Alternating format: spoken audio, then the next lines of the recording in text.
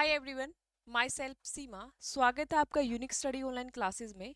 और आज का जो हमारा टॉपिक रहने वाला है वो रहेगा मराठा आंगल युद्ध। ठीक है, ये वाला जो टॉपिक है हमें थोड़ा ध्यान से और थोड़ा पेशेंस से पढ़ना होता है। इससे पहले हमने मराठा पढ़े और पेशवा पढ़े, उन्हीं से स्टार्ट हो जाते हैं आंगल युद्ध। तो एक बार से हम फिर से जान लेते हैं कि कैसे कैसे इनकी पृष्ठभूमि तैयार होती है और उसके बाद कैसे कैसे युद्ध होता है। क्योंकि ये टॉपिक बहुत ध्यान से इसलिए पढ़ना होता है क्योंकि इसके अंदर बहुत सारी संधियाँ और बहुत सारी डेट होती है जो एग्जाम में हमें बहुत कंफ्यूज करती हैं। तो ध्यान से पढ़ते हैं तो ये चीज़ें आ जाती हैं और उसके बाद प्रैक्टिस करते हैं तो जो कन्फ्यूज़न है वो दूर हो जाता है। तो ये समझिए। तो सबसे पहले हमने पढ़े थे मराठा में पेशवा के बारे में, जैसे मराठा आंगल युद्ध। देखिए, इसमें जो है आपका सबसे पहले पेशवा कौन बनेगा? बालाजी विश्वनाथ। बालाजी विश्वनाथ पहला पेशवा बनता है। ठीक है, इसके काल में कोई मराठा आंगल युद्ध नहीं होता है। उसके बाद आएगा बाजीराव प्रथम। बाजीराव प्रथम। बाजीराव प्रथम के टाइम में बहुत सारी मतलब विजय प्राप्त होती है, बहुत सारे युद्ध लड़ता है और सभी युद्धों में ये जीतता है और काफी विस्तार करता है। उसके बाद बाजीराव के तीन बेटे थे, जिनमें से एक था बालाजी बाजीराव और एक बेटा रहा इसका राघोबा। थोड़ा सा एक डिस्टरबेंस करने वाला इंसान था, इसको टिक्के खाने की आदत नहीं थी। रघुनाथ के नाम से भी जाना जाता है। उसके बाद थर्ड जो था वो था शमशेर। इसको किरसन राव के नाम से भी जाना जाता है। ये मस्तानी का पुत्र था। बाजीराव को जो हमने पढ़ा था ना कि बुंदेलखंड की जो विजय प्राप्त हुई थी तो उसको एक नर्तकी मिली थी मस्तानी, और उसी से उसको प्रेम हो गया था, तो उसका पुत्र था शमशेर या किरसन राव। ठीक है, उसके बाद बालाजी बाजीराव इसका बड़ा बेटा था तो यही गद्दी पर बैठेगा। उसके बाद आगे चलते हैं। इसका जो बेटा था, पहला बेटा था विश्वास राव, दूसरा बेटा था माधव राव और तीसरा बेटा था नारायण राव। और उसके बाद जो बेटा बनता है नारायण राव का बेटा है वो है माधव नारायण राव, या फिर जो दूसरे नाम से जाना जाता है माधव द्वितीय। तो ध्यान से देखना इनको और समझना एक बार कि सबसे पहले और बाजीराव प्रथम का एक बेटा था, सॉरी भाई भी था, जो एक भाई था इसका जिसका नाम था चिमनाजी या चिमाजी आपे। ठीक है, और इसका एक पुत्र था वो था सदाशिव राव। ये सब आपने पढ़े हुए हैं। अब आपको अच्छे से याद आ गए होंगे कि कौन कौन थे और कैसे कैसे सीक्वेंस में रहे हैं। तो जो बालाजी विश्वनाथ है उसका बेटा बाजीराव प्रथम है। बाजीराव प्रथम के जो है तीन बच्चे थे। बालाजी बाजीराव ये इसका बड़ा बेटा था, तो बड़ा बेटे होने की वजह से गद्दी पर बैठा। उसके बाद राघोबा दूसरा बेटा था और तीसरा बेटा शमशेर या किरसन राव था। ठीक है, जब पानीपत का युद्ध होता है वो इसी के टाइम में होता है। पानीपत का तृतीय युद्ध जब होगा, कब होगा वो 1761 में, वो इसी के टाइम पे होता है। ये सब टाइम में हमने पढ़ा हुआ है ना, ये 1713 से 1720 तक है, 1720 से 40 तक का है। ठीक है, ये जो है 40 से 61 तक का है, ये सब टाइम हमने पढ़ा हुआ है। तो ये जो बालाजी बाजीराव का जो बेटा आपको पता है कौन जाता है, विश्वास राव जाता है युद्ध में। ये अल्पवयस्क था और इसका जो संरक्षक था वो सदाशिव भाव था और इनकी हेल्प के लिए शमशेर भी जा रहा होता। ठीक है, तो ये जो पानीपत का युद्ध होता है ये भी मारा जाता है, ये भी मारा जाता है, ये भी मारा जाता है। तो जब बड़ा बेटा मर गया तो उसके हिसाब से जो सेकंड बेटा बैठेगा माधव राव। माधव राव, और इस बात की चिढ़ होती है राघोबा को। राघोबा इसका जो चाचा था वो एक तरह से इसका रेजिडेंट या एक तरह से इसका संरक्षण करता बना दिया जाता है और इनका आपस में हमेशा युद्ध रहता है। ये राघोबा का मतलब ये था कि भाई जब बालाजी बाजीराव गद्दी पर बैठा तो इसके जो बेटे की मृत्यु हो गई, तो नेक्स्ट जो है मेरे को बैठना था, ठीक है, नेक्स्ट मुझे मेरा हक था बैठने का। माधव राव को क्यों बैठाया गया है? तो ये हमेशा अपनी जो है लास्ट तक अपनी हरकतें करता ही रहता है, और जो डिस्टरबेंस करना शुरू करता है ये करता है, ठीक है। उसके बाद इसके बेटे नारायण राव को गद्दी पर बैठा दिया जाता है। ये मात्रा से कहा जाता है कमी वर्ग का अल्पवयस्क था, और रघुनाथ के द्वारा इसको मार दिया जाता है, ठीक है, क्योंकि खुद चाहता था। उसके बाद इसका बेटा था, ये बहुत ही छोटा था, माधव नारायण राव, इसको गद्दी पर बैठा दिया जाता है। और उसके बाद जो है यहाँ इसकी सारी देखरेख है, यहाँ पर एक काउंसलिंग बनती है जिसको 12 भाई काउंसलिंग कहते हैं, 12 भाई काउंसिल कहते हैं, और जिसका जो मेन हेड था वो नाना फडणवीस था। नाना फडणवीस, ये सब चीजें हम पढ़ चुके हैं, एक बार आपको रिकॉल करा रही हूँ चीजें, ठीक है। तो ये था। उसके बाद जब इसकी मृत्यु हो जाती है, क्योंकि आत्महत्या करता है, सुसाइड कर लेता है, एक टाइम ऐसा आता है, कहते हैं कि नाना फडणवीस इसकी बिल्कुल नहीं सुनता था, और वो ज्यादा ही इंटरफेयर करता था, ठीक है, अपनी इसकी लाइफ में, तो ये आत्महत्या कर लेता है। उसके बाद जो बैठाया जाता है गद्दी पर, वो बाजीराव द्वितीय बैठेगा, और बाजीराव द्वितीय, ठीक है, बाजीराव द्वितीय, क्योंकि पहला जो युद्ध होता है वो माधव द्वितीय या माधव नारायण राव के समय में होता है। क्यों होता है? क्योंकि यहाँ पे जो है, जो राघोबा है वो नारायण राव को मार देता है। ध्यान से सुनना, जो राघोबा है ये रघुनाथ, ये इसकी हत्या कर देता है। नेक्स्ट माधवराव इसका बेटा बैठेगा, बहुत छोटा था, और जो नाना फडणवीस है वो इसकी देखरेख में सारा कार्य उसके हाथ में था, क्योंकि वो 12 भाई काउंसिल का मेन हेड था। तो उसकी वजह से उसने इसकी कंप्लेंट कर दी थी राघोबा की कि इसने इसके फादर को मारा है। तो रघुनाथ के लिए जो है एफआईआर दर्ज कराई दी गई, और इसको अरेस्ट करने का नोटिस आ चुका था, जिससे राघोबा भाग गया था। कहाँ पर? सूरत। सूरत कब भागा था वो? ये इनका टाइम चल रहा था, तो सूरत में जाके संधि कर लेगा अंग्रेजों के साथ। और जब अंग्रेजों के साथ संधि करेगा, संधि ये थी कि आप मेरा साथ दो, मराठों के विरुद्ध विद्रोह करो, और मैं आपको कुछ फैसिलिटी दूंगा उसके बदले में। तो ये वहां पे चला जाएगा, और जाने के बाद बहुत सारी जो है बातों पर सिग्नेचर करके आएगा, और वो यहाँ से स्टार्ट हो जाता है प्रथम आंग्ल मराठा युद्ध। मतलब युद्ध कौन करेगा? ये जो राघोबा अंग्रेजों की तरफ मिल जाएगा, अंग्रेज मराठों के विरुद्ध युद्ध करेंगे, और वो मौका चाह रहे थे पहले से ही कि हम कहीं ना कहीं इनकी राजनीति में इंटरफेयर करें, और हमें कुछ ना कुछ अच्छा अचीव हो जाए, ठीक है। तो स्टार्ट होता है आंग्ल मराठा युद्ध, जिसमें पहली होती है सूरत की संधि 1775 में। ये मैंने आपको याद कराई थी कि सूरत पूरा बड़ा सा, जो सूरत है वो पूरा बड़ा सा, ऐसे करके याद कर लेना। सूरत की संधि, पुरंदर की संधि, बड़गांव, सालबाई। 75 में, 76, 79 और 82 में सालबाई की संधि है, जो काफी इंपॉर्टेंट मानी जाती है, ठीक है। तो यहां तक आपको याद हो गया। स्टार्टिंग होती है कहाँ से, किसके काल में युद्ध होता है, और आगे आपको अच्छे से पता चल जाएगा। देखिए, सूरत की संधि होती है 7 मार्च 1775 में। कैसे होगी?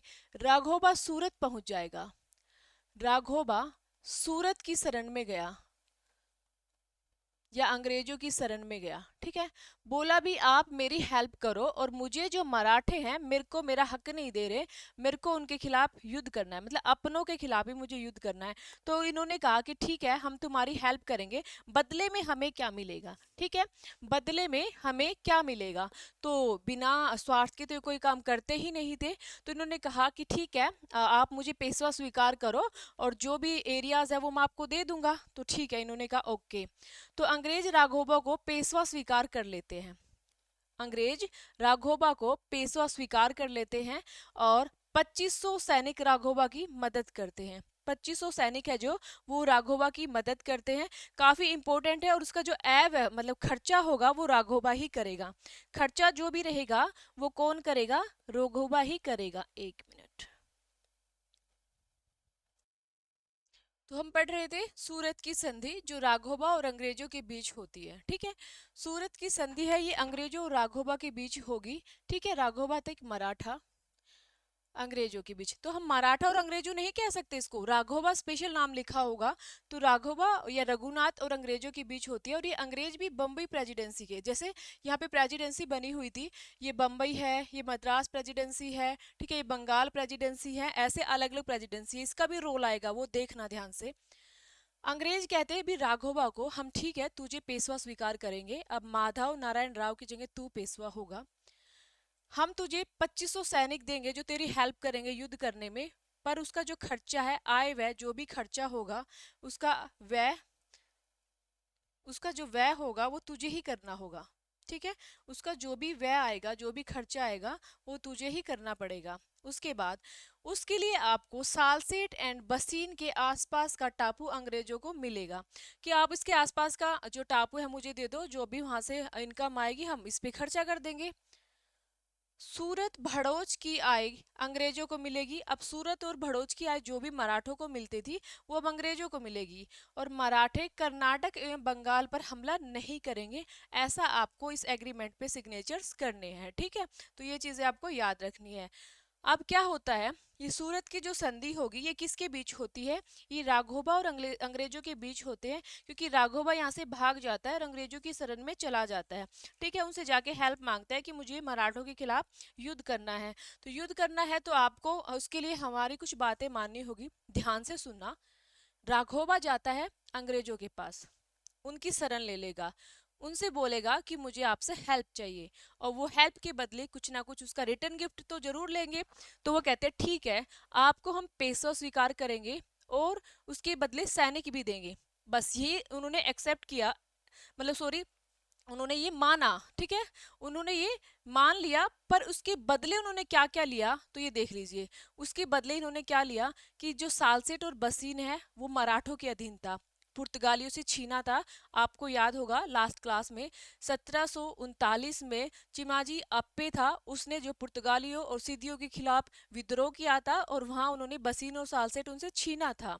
तो वो जो उन्होंने छीना था, अब ये कह रहे अंग्रेज वो हमें चाहिए। ठीक है, उसके बाद आपका जो सूरत पर अधिकार है और भड़ोच पर जो अधिकार है आपका, ठीक है, सूरत और भड़ोच पर जो आपका अधिकार है वो हमें, वहां की जो भी जितनी इनकम रेवेन्यू आता है वो हमें चाहिए। और मराठे, जो कर्नाटक है ना, वो अंग्रेज उसमें की राजनीति में घुसे हुए थे और अंग्रेज कहीं ना कहीं कर्नाटक पर अधिकार करना चाहते, बंगाल पर अधिकार उनका चल रहा था। तो उन्होंने कहा कि आज के बाद कर्नाटक में कुछ भी इश्यूज होता तुम एंट्री मत करोगे, हम सुलटेंगे अपने आप। तो कर्नाटक और बंगाल में आपको नहीं जाना है। तो ये वाली बात हो जाती है। अब भाई हुआ क्या बातें, अब फिर उन्होंने कहा, रघुबर ने, ठीक है मैं इस पर हस्ताक्षर करता हूं। तो आपसे क्वेश्चन पूछा जाए, जो है सूरत की संधि पर हस्ताक्षर कब हुए थे? 7 मार्च 1775 में हुए थे। 7 मार्च 1775 में हुए थे। तो ये वाली जो प्रेसिडेंसी है ये बम्बई प्रेसिडेंसी, और यहीं पे सूरत है और यहीं पे वो गया था। तो जो है संधि हस्ताक्षर किसके बीच हो रही है? बम्बई, क्योंकि अपने अपने गवर्नर थे ना, और अपने अपने एरियो के हस्ताक्षर या अपनी अपनी संधियां वो खुद करते थे। बट एक शर्त थी, अगर आपको कोई भी बड़ा कार्य करना है, ठीक है, अगर आपको इन प्रेसिडेंसी को कोई भी बड़ा कार्य करना है, तो किसी के साथ संधि करनी है, कोई बातचीत करनी है, तो आपको क्या करना होगा? आपको हमारे साथ बात करनी होगी। जो बड़ी प्रेसिडेंसी थी वो बंगाल थी, बम्बई वाले, मद्रास वाले, किसी के साथ युद्ध करना है, किसी के साथ कोई संधि करनी है, तो आपको हमसे बात करनी होगी। मतलब यहाँ का जो गवर्नर जनरल होगा उससे सहमति लेनी होगी, और जब तीनों की सहमति, मतलब इसकी सहमति हो जाएगी, फिर ऊपर कोर्ट ऑफ डायरेक्टर तक बात पहुंचेगी और फिर वो एग्रीमेंट आपको मिलेगा।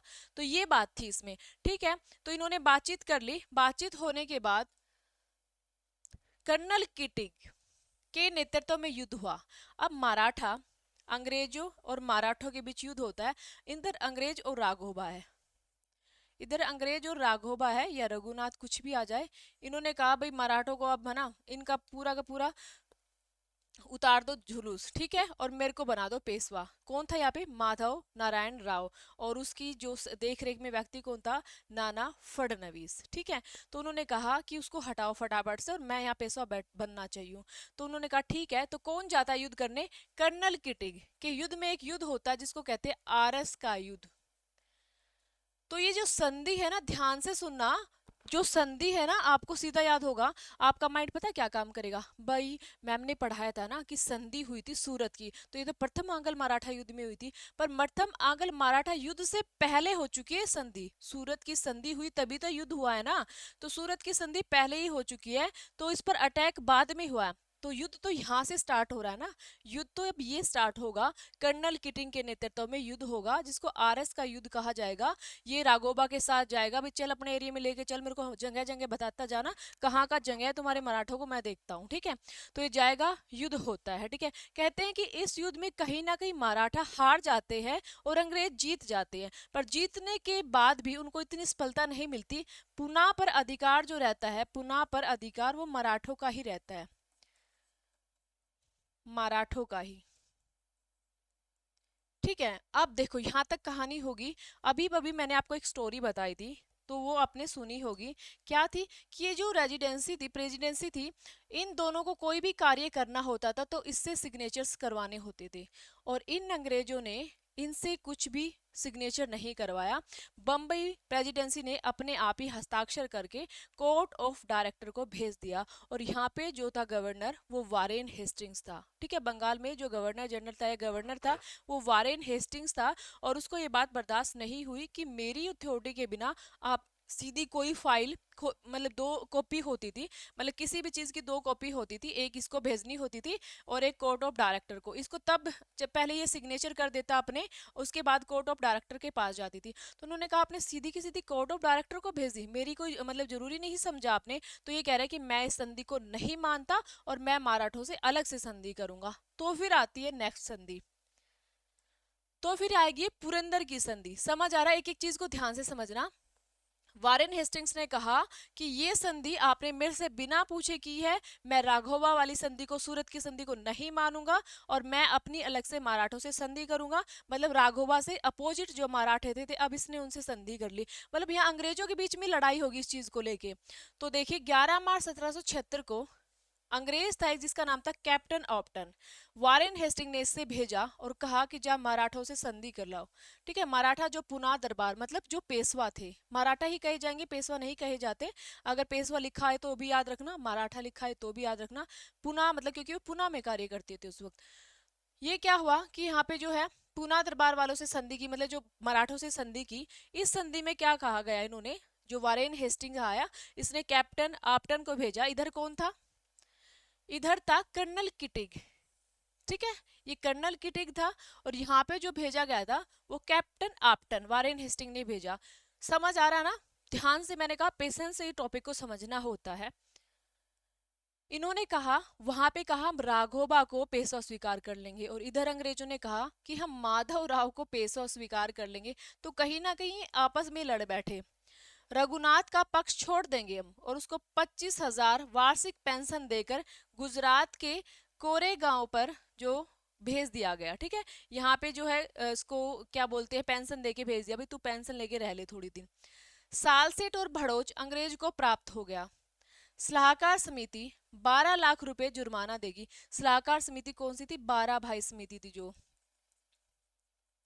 ये कुछ नॉलेज की बातें भी कई बार एग्जाम में पूछी जाती है। कौन सी पुरंदर की संधि में बातें थी, कौन सी सूरत की संधि में बातें थी, वो ध्यान रखनी होती है। सिंधिया को यमुना का क्षेत्र प्राप्त हो जाता है। सिंधिया जो है वो यमुना का क्षेत्र प्राप्त कर लेते हैं, क्योंकि सिंधिया होलकर जो हमने लास्ट क्लास में पढ़े थे ना, कि जो बाजीराव प्रथम है मरने से पहले 4 संघ बना के गया था, जिसमें नागपुर था, ठीक है। ये गायकवाड़ थे, भोसले थे, रघुजी भोसले जो आपने पढ़ा है, अब आगे भी पढ़ेंगे। तो वो जो संघ बना के गए थे ना, होलकर थे, तो वो अब सब मराठों के साथ ही थे। अब तक तो वो साथ ही युद्ध कर रहे थे, कहीं भी अंग्रेजों के साथ युद्ध होता तो वो मराठों आपस में साथ रहते थे। पर आगे धीरे धीरे अब आगे देखोगे तो वो आपस में मतलब फटने लग जाते हैं, और एक दूसरे से ईर्ष्या द्वेष करने लग जाते हैं। तो यहाँ पे क्या कि सिंधिया को जो यमुना नदी का क्षेत्र प्राप्त होगा, ठीक है। उसके बाद क्या होता है, जब तक ये संधि हुई पुरंदर की, ध्यान से सुनो, सूरत की संधि राघोबा के साथ हुई, और फिर पुरंदर की संधि हुई अंग्रेजों ने अलग से दूसरे मराठों के साथ की, माधव राव के साथ, ठीक है। माधव नारायण राव के साथ, या माधव द्वितीय कह सकते हैं उसको, उसके साथ संधि की। मेन उसमें था नाना फडणवीस। तो इन्होंने कहा जब तक ये पुरंदर की संधि तैयार हुई तब तक सूरत की संधि जो पहले हुई थी वो कोर्ट ऑफ डायरेक्टर से सिग्नेचर होके आ चुकी थी। कोर्ट ऑफ डायरेक्टर से जब वो संधि सिग्नेचर होके आएगी तो पुरंदर की संधि तो ऑटोमेटिक कैंसिल हो जाएगी। तो ये कहते हैं कि ये संधि जो है ये कैंसिल हो गई, ये जो संधि है रद्द हो गई थी। अब देखिए सूरत की संधि पहले हुई, जो डायरेक्ट कोर्ट ऑफ डायरेक्टर को भेज दी सिग्नेचर के लिए। इन्होंने कहा हम पुरंदर की करेंगे। पुरंदर की संधि में सारी बातचीत हुई। बातचीत होने का क्या फायदा, जब सूरत की संधि पर सिग्नेचर होके आ गए तो बड़ी संस्था कौन थी, कोर्ट ऑफ डायरेक्टर थी जो ब्रिटिश में थी, वहां पे थी, इंग्लैंड में थी, तो उसकी बात वैलिड होगी, तो ऑटोमेटिक पुरंदर की संधि खत्म हो जाती है। तो सूरत की संधि अभी चल रही है, ठीक है, आगे वो भी खत्म हो जाएगी। संधि के बाद क्या हुआ, कर्नल इगर्टन नवंबर 1778 में और इधर से कर्नल कोकवन जनवरी 1780 में मराठों के उत्तर पश्चिमी घाट पर हमला कर देते हैं। ठीक है, ये जो संधि है कैंसिल हो जाती है, अब संधि का कोई मायने नहीं रखता। तो वारेन हेस्टिंग अब छोड़ेगा थोड़ी ना, वो कहेगा कि अब तो मेरे को तो एरिया चाहिए, मुझे तो मेरी संधि में कोई फायदा ही नहीं हुआ, अब मैं मराठों के खिलाफ युद्ध करूंगा। ठीक है, तो मराठों के उत्तर पश्चिमी घाट पर हमला होता है। 9 जनवरी को मराठों ने अंग्रेजों को बड़े गांव के युद्ध में पराजित कर दिया। ठीक है, बड़े गांव का युद्ध जो है, अब पता क्या होता है, अब यहाँ पे मराठे विजयी रहे थे, यहाँ पे मराठे जीत गए, वो पीछे भागे पूरे के पूरे किसके, अंग्रेजों के, और बड़गांव तक उनका पीछा किया और बड़गांव में जाके उनको खूब अच्छी तरह से हराया और फिर वहां पे संधि हुई, बड़गांव की संधि। ठीक है, तो उसको कहते हैं बड़गांव की संधि। इसमें जो है किसका पलड़ा भारी रहा था, इसमें जो पलड़ा भारी रहा था, ना तो सुरेंद्र की जो सॉरी ना तो सूरत की संधि वैलिड होती है और ना ही पुरंदर की संधि वैलिड होती है। अब नई संधि हो रही है जिसको कहेंगे बड़गांव की संधि। अब बड़गांव की जो संधि है इसमें क्या रहेगा, इधर से मराठा मराठा ने कहा, यहाँ पे मराठा जीत गए थे, मराठा विजयी। ठीक है, मराठा विजयी, इन्होंने कहा मराठा ने कि 1773 के बाद जो भी अक्षेत्र अंग्रेजों ने जीता है, मराठों का अंग्रेजों ने जीता है, वो सभी वापस करेंगे, वो सभी वापस। तो आज तक के जितनी भी संधियां हुई थी वो सारी रद्द हो गई, क्योंकि इन्होंने कह दिया कि इस बड़गांव की संधि में, तो पूछेंगे कि किस संधि के अकॉर्डिंग पीछे की संधियां रद्द हो गई थी, तो बड़गांव की संधि में, बड़गांव की संधि से जो सूरत वाली संधि भी रद्द होगी और पुरंदर वाली संधि रद्द हुई थी सूरत के सिग्नेचर्स आने के बाद। तो अब मैं इसीलिए आपको कहती हूँ थोड़ा ध्यान से समझना, खाली संधि याद करनी है तुम कर सकते हैं ट्रिक की वाइज, पर कुछ भी क्वेश्चन है किसी भी तरीके से आ जाए तो टॉपिक को आपको बहुत अच्छे से क्लियर होना चाहिए। तो ये क्या होता है, ये वापस हो जाते हैं, हाँ वापस करने हैं। और बंगाल से जो सेना आपकी रक्षा के लिए आ रही है, बंगाल से जो सेना आ रही है, किसकी हेल्प के लिए आ रही है भाई, सेना आ रही है किसकी हेल्प के लिए, अंग्रेजों की, उसको बंद कर दिया जाए। बंगाल से जो सेना, एक मिनट, जो सेना अंग्रेजों की हेल्प के लिए आएगी उसको बंद कर दिया जाए। मतलब ये मराठों के खिलाफ युद्ध हो रहा था और ये जो सेना बुला रहे थे फटाफट से बंगाल से और इनको युद्ध में हरा रहे थे, तो उन्होंने कहा जो भी सेना अब आएगी ना बंगाल से वो बंद कर दी जाए, आप खुद करोगे जो कुछ भी करना है, बंगाल से सेना आप नहीं भगाओगे। ये वाले पॉइंट इसके बारे में हमें याद रखने हैं। और भड़ोच की आय का आधा हिस्सा सिंधिया को प्राप्त होगा, ध्यान से समझना, भड़ोच की आय का, टॉपिक के इसमें पढ़ने के बाद आपको टॉपिक कहीं से पढ़ने की जरूरत नहीं, भड़ोस की आय का आधा हिस्सा सिंधिया को प्राप्त, क्योंकि अब जो भी जीत रहे हैं ये सिंधिया आपस में सब बांट रहे हैं, क्योंकि ये सारे एक ही तो मराठा ही तो थे, सिंधिया को प्राप्त। ठीक है, ये थी बड़गांव की संधि। पुरंदर की संधि के बाद जो होता है, कर्नल इगर्टन और कर्नल कोकवन, पुरंदर की संधि रद्द हो गई थी तो वारेन हेस्टिंग चैन से नहीं बैठा, उसने किसको भेजा, कर्नल इगर्टन और कर्नल कोकवन। ठीक है, ये नवंबर 1778 में और ये जनवरी 1779 में। तो इन्होंने मराठों को पश्चिमी घाट पर हमला किया दोनों ने, और इसमें जो क्या है मराठों की विजय रही, मराठे इनके पीछे भागे, ये बड़गांव में भागे, मराठों ने पीछे पीछे बड़गांव जाके इनको हराया और वहीं पर बड़गांव में संधि हुई। तो आपको पता है जो विजय रहता है संधि की शर्तें उसी के अकॉर्डिंग होती है। नेक्स्ट चलते हैं। उसके बाद इस संधि को, जो बड़गांव की संधि है, इस संधि में बोला, कौन बोला भाई, वारेन हेस्टिंग्स, मैं नहीं मानता इस संधि को, वारेन हेस्टिंग्स, कि एक तो हमारा युद्ध में इतना लॉस होता जा रहा है, ठीक है। एक तो हमारे युद्ध में इतना लॉस होता जा रहा है, ऊपर से जो हमारी जो व्यापारिक चीजें वो डिस्टर्ब हो रही है, ऊपर से हमसे जो पोर्ट वगैरह सारी चीजें छीन ली जा रही है। तो मैं तो इस संधि को बिल्कुल नहीं मानूंगा। तो वारेन हेस्टिंग इस संधि को मानने से इनकार कर देता है, और उसके बाद वो कर्नल गोडार्ड को कहता है कि आप जाके मराठों पर हमला करो। ध्यान से सुनना, कर्नल गोडार्ड मराठों पर हमला करते हैं, और एक कैप्टन पाप हम भी मराठों पर हमला करते हैं। तो कर्नल गोडार्ड है पहले अहमदाबाद और बसीन को जीत लेते हैं, और पुणे में ये कर्नल गोडार्ड हार जाता है। तो कहाँ पे हार जाएगा कर्नल गोडार्ड? पुणे में हार जाएगा। नेक्स्ट है कैप्टन पापम ग्वालियर के सिंधिया को पराजित कर देता है। अब ये सिंधिया तो इनके साथ ही रहते थे, मेन दोस्ती है ना इनकी सिंधियाओं के साथ थी। तो जो है ग्वालियर में सिंधिया को हरा दिया किसने? कैप्टन पापहम ने। और जनरल केमेक, इसका नाम है जनरल केमेक, और जनरल केमेक सिंधिया को शिवपुरी में हरा देता है। तो ऐसा कह रहे हैं कि जो कर्नल गोडार्ड तो पुणे में हारा, पर अहमदाबाद और बसीन को जीत लिया। पर जो यहाँ पे सिंधिया है ना, ग्वालियर के सिंधिया, वो तो बेचारे कहाँ हारे? ग्वालियर में भी हारे और शिवपुरी में भी हार गए थे। तो कैप्टन पाप होम ने और कैप्टन केमेक ने उनको हरा दिया था। ठीक है, और कर्नल गोडार्ड ने मराठों पर हमला किया। थोड़ा स्पीड से पढ़ेंगे भाई, मौसम बहुत खराब हो चुका है। नेक्स्ट है 17 मई 1782, 1782, ये होगी सालबाई की संधि। तो काफी इंपॉर्टेंट है क्योंकि मराठे कहीं ना कहीं अब हार गए थे, और ये संधि होती है अंग्रेजों और मराठों के बीच। इसमें क्या होगा? अंग्रेज और मराठों के बीच ये सालबाई की संधि होती है। तो सालबाई की जो संधि हमें मेन क्या याद करनी होती है कि ये किसकी मध्यस्थता में होगी, पहले तो आपको ये याद रखना है। ठीक है, किसकी मध्यस्थता में होगी ये वाली संधि? ये होती है महादजी सिंधिया की मध्यस्थता में। तो देखो ध्यान से सुनिए, युद्ध काफी लंबा चल रहा है, कभी मराठे कर रहे हैं, कभी अंग्रेज कर रहे हैं, और महादजी सिंधिया बीच में एंट्री करते हैं। सिंधिया नाम मतलब सिंधिया उनका वंश था, महादजी सिंधिया। अब ये अपने आप को ना थोड़ा एक तरह से आगे सामने लेके आना चाहते हैं कि मेरे को नोटिस करो और मैं देखो इतना अच्छा कार्य करता हूँ। तो ये महादजी सिंधिया, अंग्रेज भी इसको बीच में लेते हैं, और ये खुद भी चाहता था कि मैं मराठों का थोड़ा बढ़िया वाला सरदार या पेशवा बन जाऊं, ये ऐसा चाहता था।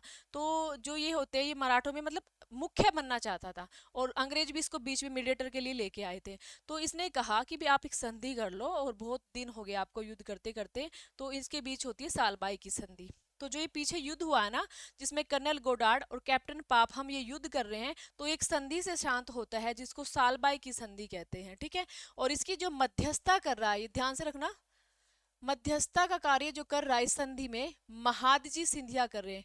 महादजी सिंधिया, महादजी सिंधिया इसकी मध्यस्थता का कार्य कर रहे हैं। तो इसमें क्या होगा कि इसमें क्या क्या शर्तें रखी जाएगी कि भाई ठीक है, अंग्रेज कहते हैं हम माधव नारायण राव को पेशवा स्वीकार करेंगे। अब तक सारी संधियों में माधव राव, सिर्फ सूरत की संधि में राघोबा को स्वीकार किया था। राघोबा को, जिसको हम 25,000 पेंशन देने के लिए कह रहे थे, अब उसको हम परमानेंट 3,50,000 पेंशन देकर रिटायर कर रहे हैं, और कह रहे हैं तू जाके शांति से रह, अब बीच में एंट्री मत करना, क्योंकि बीच में घुसा ही रहता था। अब भी अंग्रेजों को बोलता था युद्ध करो उनके खिलाफ। सिंधिया को यमुना नदी के अक्षेत्र, जो यमुना नदी का एरिया है, वो सिंधिया को प्राप्त हो जाएगा। हैदर अली ने अरकाट से, देखो हैदर अली का क्या रोल था इसमें, पर यहाँ पे हैदर अली का भी रोल आएगा, क्योंकि हैदर अली की कहीं ना कहीं मराठे हेल्प करते थे। तो इन्होंने कहा अब हैदर अली ने जो हमारे एरिया जीते हैं, अंग्रेज बोल रहे हैं कि हैदर अली ने जो हमारे एरिया जीते हैं उनको अब हमें लेना है। ठीक है, उनको हमें लेना है, और जब हम उन पे अटैक करेंगे तो मराठे हमारी हेल्प करेंगे। तो एक तरह से संधि हो गई इनकी। उसके बाद अंग्रेजों को सालसेट, पुणे, अजंता के आसपास का क्षेत्र प्राप्त हो गया। बंबई एवं दक्षिण भारत में अंग्रेजों और मराठों के द्वारा जीते गए क्षेत्र एक दूसरे को वापस कर दिए गए। बस एक चीज हुई है यहाँ पे, माधव नारायण को तो पेशवा स्वीकार किया, और दूसरा यमुना वाला क्षेत्र सिंधिया को प्राप्त हुआ। बाकी सारी की सारी जो शर्तें थी वो अंग्रेजों के पक्ष में थी। ठीक है, तो सारी की सारी जो संधि है अंग्रेजों के पक्ष में थी, और ये कहीं ना कहीं 20 वर्ष के लिए इससे विराम मिल गया था। ऐसे कहते हैं कि अंग्रेज मराठा युद्ध में अब 20 वर्ष के लिए विराम मिल गया, क्योंकि आगे जो होगा वो 1802-3 के आसपास युद्ध होता है। ठीक है, तो देखिए ये वाला जो युद्ध है, ये कर्नल गोडार्ड और ये कैप्टन करते हैं। इन दोनों में ज्यादा विजयी अंग्रेज रहते हैं। तो युद्ध बढ़ता जा रहा था, तो महाजी सिंधिया संधि कराते हैं। संधि किस कौन सी होती है? सालबाई की संधि होती है जो 1782 में। अब हमारी चारों संधियां कंप्लीट हो गई है। पहली सूरत की, फिर उसके बाद बड़गांव की, ठीक है, नहीं उसके पहले सूरत की, उसके बाद पुरंदर की, बड़गांव की और सालबाई की। प्रथम आंग्ल मराठा युद्ध यहाँ पे हमारा समाप्त हो जाता है। तो ये आपको ध्यान में रखना है, ठीक है। तो इस संधियों में कही गई बातें थी, ये ध्यान रखनी है। उसके बाद 1782 से 1802 के बीच युद्ध का विराम मिलता है और उसके बीच कुछ घटनाएं होती हैं। पहली घटना 1794 महाजी सिंधिया जो मध्यस्थता का कार्य इसने किया था अभी सालबाई की संधि में, इसकी मृत्यु हो गई, ठीक है। उसके बाद 1795 में माधव नारायण राव आत्महत्या कर लेता है क्योंकि नाना फडणवीस का ज्यादा इंटरफेयर हो रहा था जो इसको बर्दाश्त नहीं हो रहा था। उसके बाद 1799 तुकोजी होलकर, ये भी मतलब इसकी भी मृत्यु हो जाती है। ये जो मेन सरदार थे, मेन हेड थे। 1800 में जो नाना फडणवीस है उसकी भी मृत्यु हो जाती है। तो इन सब की मृत्यु हो जाएगी। और अब जो नेक्स्ट पेशवा बनता है, क्योंकि यहाँ पे जो मृत्यु हो रही है उसकी, यहाँ पे जो नया पेशवा बनेगा, यहाँ जो नया पेशवा बनेगा वो कौन बनता है? वो बनेगा आपका माधव नारायण आत्महत्या करेंगे। तो नेक्स्ट जो पेशवा बनेगा वो बाजीराव द्वितीय बनेगा। बाजीराव द्वितीय। तो नेक्स्ट पेशवा बाजीराव द्वितीय जो राघोबा का पुत्र था। राघोबा का पुत्र, कहते हैं अयोग्य बाप की अयोग्य संतान ये रही है। इसने तो कुछ भी ढंग का किया ही नहीं है। कम से कम अब तक मराठा कम से कम एक साथ लड़ तो रहे थे, इसके आने के बाद तो सभी मराठों के संग में आपस में डिस्टरबेंस हो जाती है। तो देखिए नेक्स्ट पेशवा बाजीराव द्वितीय है। तो इसके बारे में हमने पढ़ ही लिया कि जो बाजीराव द्वितीय है वह अयोग्य था और उससे कुछ नहीं होना था, क्योंकि जो ये है ना गुट बनाने लगा। यहाँ पे महाजी सिंधिया की मृत्यु हो जाती है। नया जो सिंधिया आता है, दौलत राव सिंधिया आता है यहाँ पे इसकी जगह, ठीक है, दौलत राव सिंधिया। तो ध्यान से पढ़ो, ये जो दौलत राव सिंधिया है ना, इसकी इसके साथ मित्रता थी। और ये जो नफरत करते थे या जिसके अपोजिट रहते थे हमेशा, वो कौन थे? वो जसवंत राव होलकर था।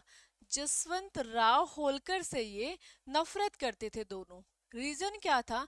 कि जो जसवंत राव होलकर था ना, वो ज्यादा एरिया को कैप्चर कर रहा था।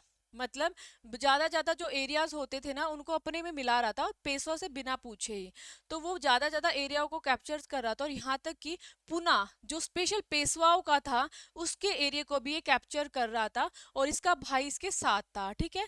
जसवंत का जो भाई था जिसका नाम था बिठूजी होलकर, बिठूजी होलकर भाई, क्योंकि इसका रोल आएगा ना इसलिए पढ़ रहे हैं इसको। बिठूजी होलकर ये भी काफी इसकी हेल्प कर रहा था, और इसने भी पूना में अपना अधिकार करने की कोशिश की, बिठूजी होलकर ने। तो दौलत राव सिंधिया और बाजीराव द्वितीय ने, दोनों ने मिलकर क्या किया? इसकी हत्या कर दी, ठीक है। दोनों ने मिलकर इसकी हत्या कर दी। और ये बात बता जसवंत राव को कैसे बर्दाश्त होती? उसने क्या किया? उसने इनके खिलाफ, दोनों के खिलाफ युद्ध की घोषणा कर दी। मतलब मैं तुम्हारे लिए युद्ध करूंगा, और पुना पर अधिकार कर लिया। पुना पर अधिकार इसने कर लिया। और वहां पे जो है पुना का मेन हेड है अमृत राव के पुत्र को, विनायक राव को गद्दी पर बैठा दिया, ठीक है। जो अमृत राव था वहां पर उसके बेटे विनायक राव को गद्दी पर बैठा दिया। अब पेशवा वहां से भाग गया, ठीक है। अमृत राव के हृदय नगर में, कहते कि हृदय नगर में इनको पराजित किया। अमृत राव के पुत्र विनायक राव को, विनायक राव को पूना में बैठा दिया, जहां पे मेन पेशवा हुआ करते थे। देखिए बाजीराव द्वितीय गद्दी पर बैठता है, वो बैठेगा 1796 में, 1818 और 19 तक का इसका टाइम रहता है लास्ट में। तो ये जो गद्दी पर बैठता है, ये सबसे पहले ना दौलत राव सिंधिया के साथ हाथ मिलाता है। अयोग्य था, अपने बस की कुछ था नहीं, कानों का कच्चा था, दूसरों की बात ज्यादा मानता था। तो क्या होता है, इसको गद्दी पर बैठाने से, सॉरी ये गद्दी पर बैठ जाएगा, दौलत राव सिंधिया से हाथ मिला लेगा। जसवंत राव होलकर के अंदर भी एक थोड़ी सी ईगो प्रॉब्लम थी, बू थी, और ये दोनों आपस में मित्र हो गए थे। तो जसवंत राव होलकर जगह जगह एरियाज को कैप्चर कर रहा था। उसका भाई विठूर जी जो पुना पर अधिकार कर रहा था। इन दोनों ने मिलकर उसके भाई को मार दिया 1801 में। 1801 में जब इसके भाई को मारा तो ये चीज जसवंत राव को बर्दाश्त नहीं हुई। उसने पुना पर अधिकार कर लिया और अमृत राव के बेटे विनायक राव को वहां का अधिकारी बना दिया। बाजीराव भाग गया कहाँ पे? अंग्रेजों की शरण में। अब अंग्रेजों की शरण में जाएगा तो अंग्रेज तो संधि करेंगे ही, और संधि करेंगे तो युद्ध तो होएगा ही। तो ये कहानी थी। तो उसके बाद जो है यहाँ पे पहुंच जाता है बसीन में। ठीक है, बसीन में पहुंचेगा तो फिर क्या होगी, बसीन की संधि होगी। तो ये आपको पहले पढ़नी है। तो हम आगे चलते हैं। अब होगी बसीन की संधि। ठीक है, बसीन की जो संधि है वो 31 दिसंबर 1802 में होती है।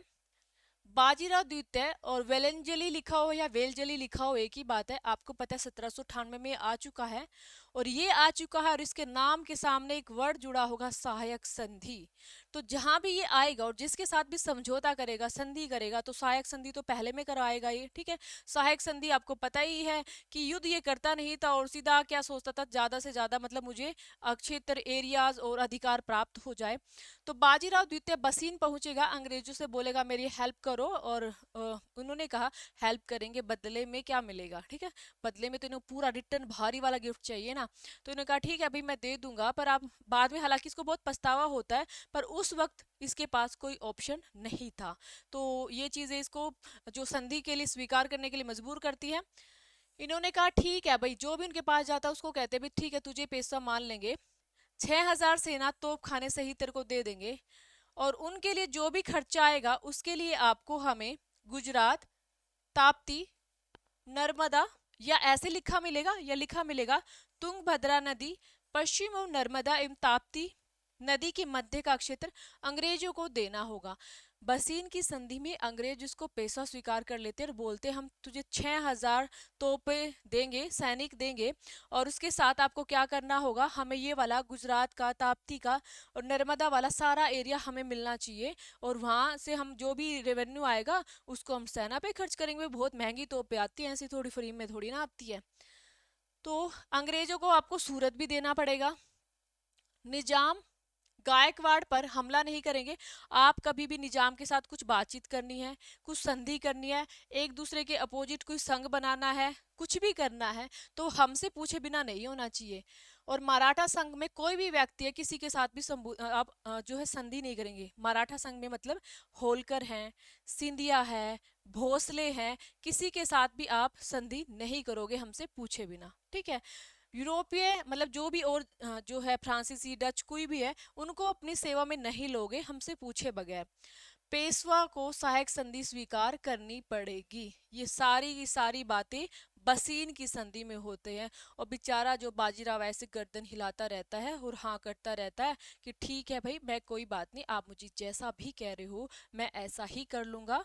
और उसके बाद पर प्लीज मुझे पेशवा बना दो, मेरे को तो बस पेशवा बनना है, गद्दी चाहिए, गद्दी, चाहे जो मर्जी सारा शासन चला जाए।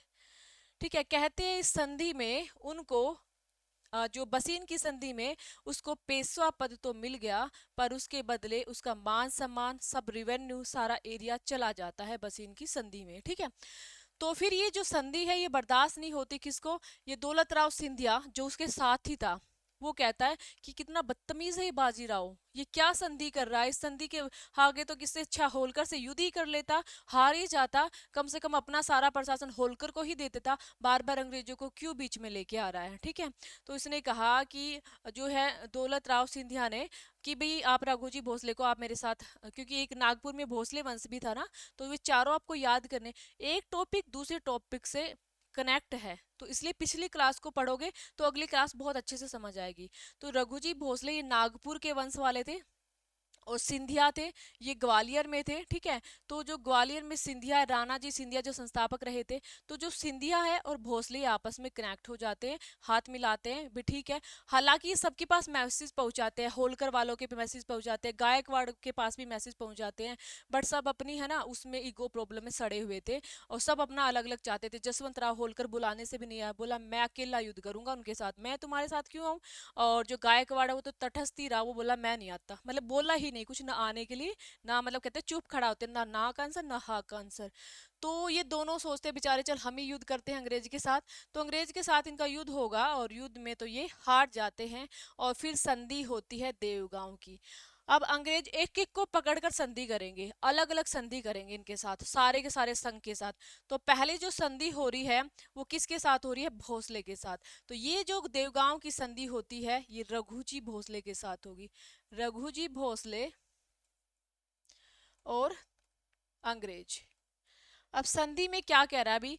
इनके पास ये एरिया था वर्धा नदी का, ये वाला सारा अक्षेत्र आपको अंग्रेजों को देना पड़ेगा। जिसके एरिया पे, जिसके पास बेचारे के पास जो भी होता था ना सभी ले लेते थे। बालासोर कटक अंग्रेजों को प्राप्त होगा क्योंकि ये इनके पास था, रघु मतलब भोसलों के।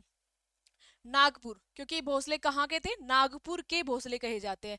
नागपुर में एक रेजिडेंट रहेगा जिसका नाम होगा माउंट स्टार्ट रेल्फिन या एम एलिफिस्टन। ठीक है, ऐसा याद करना आपको। उसके बाद नेक्स्ट युद्ध होता है लंसवाड़ी का युद्ध।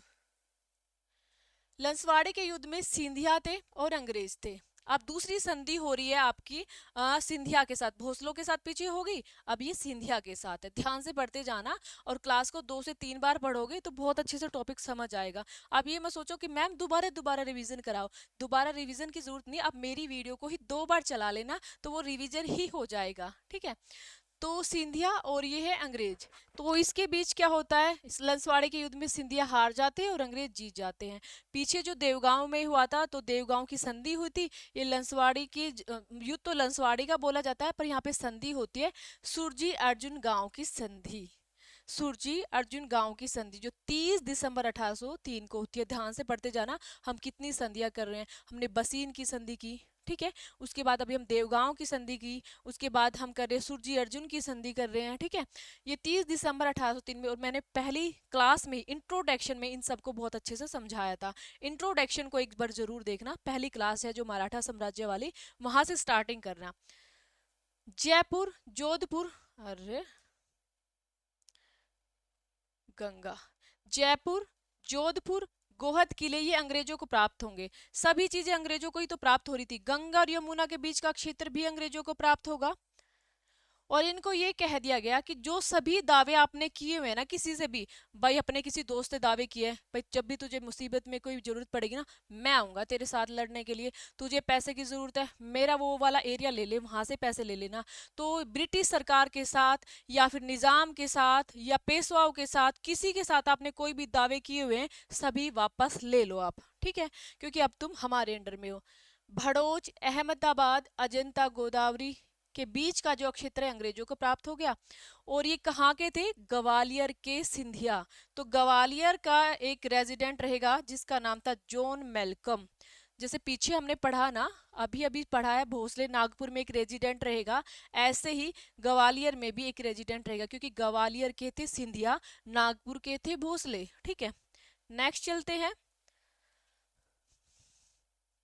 बारिश आ गई भाई। फरवरी 1804 में इन्होंने भी बुरहानपुर संधि के अकॉर्डिंग जो है तहत सहायक संधि स्वीकार कर ली। अब ये बिना सहायक संधि के तो स्वीकार करने किसी को जा ही नहीं रहे थे। ठीक है, ये पता नहीं इनको सहायक संधि में ही क्या अच्छा लग रहा था। तो आपको पता है बाजीराव से सहायक संधि स्वीकार कर दी।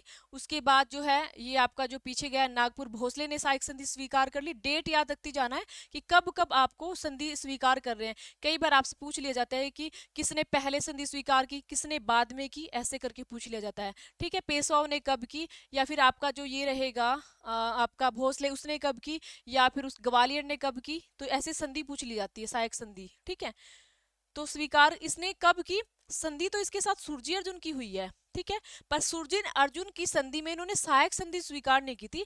सहायक संधि स्वीकार करने के लिए एक अलग से संधि हुई थी जिसको बुरहानपुर की संधि कहा जाता है। नेक्स्ट चलते हैं।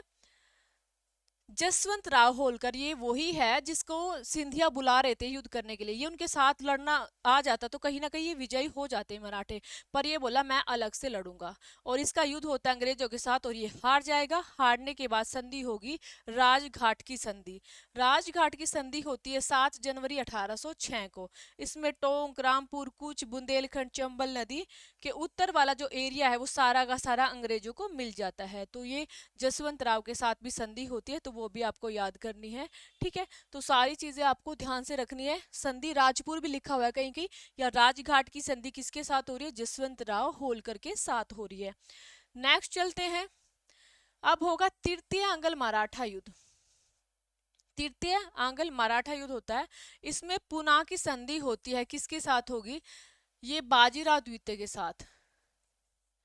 अब बाजीराव द्वितीय बेचारा सोचता है कि मैं एक आधा मौका और ले लूं जाते जाते, ठीक है, मैं जाते जाते एक आधा मौका और ले लूं, लड़ लूं इनसे, भिड़ लूं इनसे, क्या पता कुछ मिल ही जाए।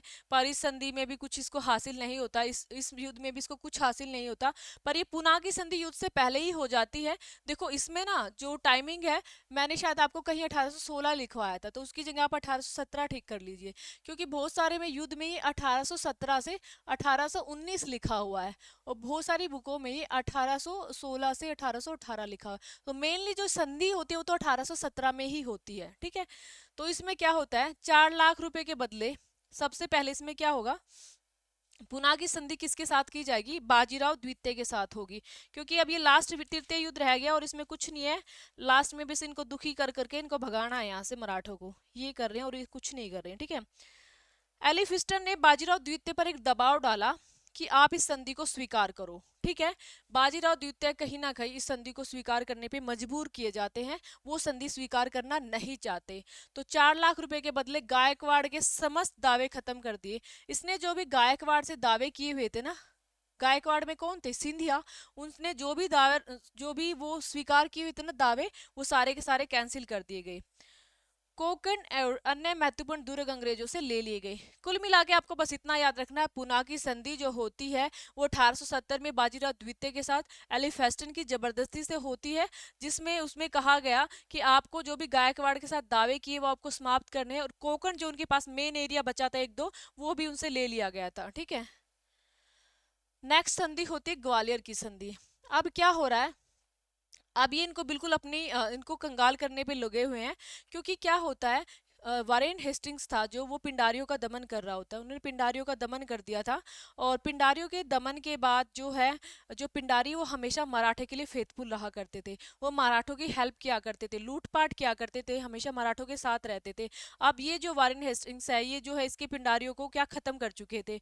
अब इन्होंने कहा कि आपको जब हम पिंडारियों का जो भी खत्म करें तो आप हमारी हेल्प करोगे, और ये संधि उन्हें सिंधिया के साथ की थी, ठीक है। तो इसको ग्वालियर की संधि कहते हैं, 5 नवंबर 1717 में। तो सिंधिया 6,000 की सेना सीमा पर रहेगी। इसने कहा सिंधिया को कि आप पिंडारियों के दमन करने में, जो पिंडारी बेचारे इनकी हेल्प करते थे, उन्हीं के दमन करने में आज इनका ये नौबत आ गई कि उन्हीं की हेल्प करनी पड़ेगी। पिंडारियों के दमन करने में हेल्प, ठीक है। 6,000 की सेना सीमा पर रहेगी, 6,000 की सेना। ये कह रहे कि जो आप सिंधिया अंदर सेना रखते थे ना अपने, अब वो अंदर नहीं रहेगी, आपको बाहर रखनी पड़ेगी। ये ग्वालियर की संधि में सिग्नेचर्स में बात हुई थी सिंधियाओं के साथ। उसके बाद नेक्स्ट है मंदसौर की संधि। गायकवाड़, मैंने शायद आपको यहाँ ये तो नहीं बोल दिया, हाँ ये होलकर थे यहाँ पे भाई, मैं सिंधिया बोल दिया, सिंधिया ग्वालियर में है। मंदसौर की संधि 6 जनवरी 1818 में होती है, ये होती है इंदौर में, ठीक है। और ये पे जो है नर्मदा नदी के सभी क्षेत्र अंग्रेजों के प्राप्त हो जाते हैं, और रेजिमेंट वहां पे रहेगा, किसका? मंदसौर की संधि में। लास्ट में जाते जाते बाजीराव हाथ फड़फड़ाता है, पैर मारता है और युद्ध करता है, जो 1 जनवरी से 1818 को कोरेगांव और 20 फरवरी से 18 अस्टी का युद्ध होता है, ठीक है। कोरेगांव का युद्ध और अस्टी का युद्ध होता है, दोनों में बाजीराव हार जाता है। मैं दोबारा समझा दूंगी, लास्ट के 2-3 जो पेजेस हैं, बाजीराव हार जाता है। हारने के बाद उसने 3 जून 1818 को आत्मसमर्पण करना पड़ा, और उसके बाद पेशवा जो है वो पद समाप्त कर दिया गया, और 8 लाख रुपए की पेंशन देके इसे कानपुर के विठूर में भेज दिया गया था, और 1853 में इसकी मृत्यु हो जाती है। इसका जो बेटा था, दत्तक पुत्र था धोंदू पंत, वो बाद में जो है पेंशन की डिमांड करता है, तो अंग्रेज मना कर देते हैं कि तू उसका रियल बेटा नहीं, दत्तक पुत्र है, और दत्तक पुत्र को ये वैलिड नहीं करते थे। लैप्स की नीति जब तक आ चुकी होती है, और फिर ये कहीं ना कहीं कारण बनता है युद्ध का, किसका? सॉरी, 1857 की क्रांति में यहाँ से जो है ये उसके अपनी पेंशन के लिए कानपुर से लड़ता है। तो ये आगे जाके हम पढ़ेंगे उसके बारे में, तो चीजें यहीं से स्टार्ट होती है। तो दोबारा देखिए, यहाँ तक हो गया राजघाट की संधि। तो तृतीयांगल मराठा युद्ध होते हैं, उससे पहले संधि होती है पुना की 13 जून 1817 में, ठीक है। 1817 में संधि होगी, 4 लाख रुपए के बदले गायकवाड़ के समस्त दावे खत्म कर दिए जाएंगे। कोकण एंड अन्य महत्वपूर्ण दुर्ग अंग्रेजों को प्राप्त होंगे। ठीक है। उसके बाद ग्वालियर की संधि 5 नवंबर 1817 को होगी। ये सिंधिया के साथ होगी। सिंधिया को कहा जाएगा जब हम पिंडारियों का दमन करेंगे आप हमारी हेल्प करोगे। 6,000 की सेना आपके अंदर नहीं रहेगी, तटों पर रहेगी हमारी हेल्प के लिए, कि जब भी हम बुलाए तभी तुरंत से आ जाए। मंदसौर की संधि जो है वो ये इंदौर के साथ रेजिडेंट रहेगा। इंदौर में कौन थे? मल्हार राव थे। ठीक है। ये मल्हार राव जो संस्थापक बने थे ये इंदौर में थे। इंदौर में कहते हैं ना, इंदौर में होलकर, मल्हार राव होलकर, ऐसे करके याद किया था। तो 6 जनवरी 1818 को नर्मदा नदी के सभी क्षेत्र अंग्रेजों को प्राप्त होंगे। इंदौर में एक रेजिमेंट रखना होगा। बस आपको ये संधियां याद करनी है, इसमें बहुत ज्यादा चीजें याद करने की जरूरत नहीं है। तो लास्ट में जो युद्ध होता है तृतीय अंगल युद्ध, 1 जनवरी 1818 कोरेगांव का युद्ध, 20 फरवरी 1818 अस्टी गांव का युद्ध। तो ये युद्ध चलता ही रहता है। ठीक है। और जब ये दोनों युद्ध में बाजीराव द्वितीय हार जाता है, कब? 3 जून 1818 को ये बेचारा आत्मसमर्पण कर देता, भाई अब मेरे बस की बात नहीं है। यहीं से पेशवा पद समाप्त कर दिया जाता है अंग्रेजों के लिए। और अंग्रेजों ने इसको 8 लाख रुपए की पेंशन देके कानपुर के पास जो विठूर है वहां पे भेज दिया। अब तू रेस्ट कर, आराम से रह। बाद में इसका बेटा जब पेंशन के लिए डिमांड करता है तो उसके लिए मना कर देते हैं। ठीक है। तो ये है हमारा अच्छा सा और बड़ा सा टॉपिक था, जो है आंग्ल मराठा युद्ध। इसको अब ध्यान से पढ़ना। और उसके बाद अब हम सीधी प्रैक्टिस करेंगे। नेक्स्ट जो क्लास आएगी वो हमारी प्रैक्टिस की आएगी। 3 से 4 क्लास में हम ये सारे आंगल, पेशवा, मराठा युद्ध, इन सब की प्रैक्टिस करेंगे। Okay, bye bye.